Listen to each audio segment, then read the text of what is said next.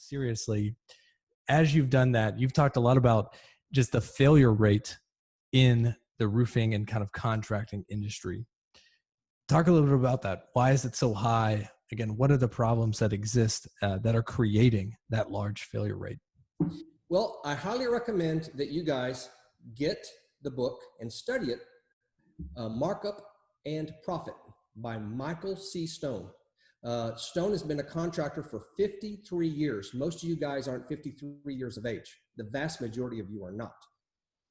Third generation contractor. His dad was a contractor. His grandfather was a contractor. What a pedigree. The guy has helped thousands of companies, literally thousands of companies over the decades that were on the brink of bankruptcy become highly profitable, right? So I highly recommend you study his book. On page 9 of his book, it says that contracting, restoration contracting, has the highest failure rate of any business in America.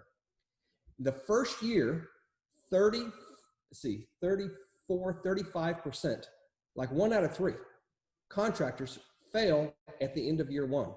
Something like 57% fail by the end of year 2, and 74% fail by the end of the 3rd year. 3 out of 4 are gone in 3 short years. And he says, and then on page 7, he lists the top 5 or 6 reasons for that. And reason number 1 is the cash flow problem, not charging enough for their work. And it goes into great detail about raising your prices. And people are afraid that if I raise my prices, I'll lose business. Not if you learn how to sell, you won't.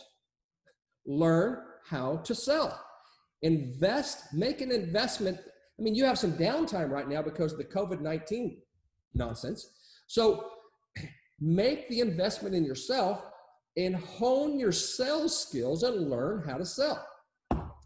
And so he's a good one to learn from. And so the highest failure rate of any industry in the US, that's very sobering. It's because we don't know how to sell. That's the reason.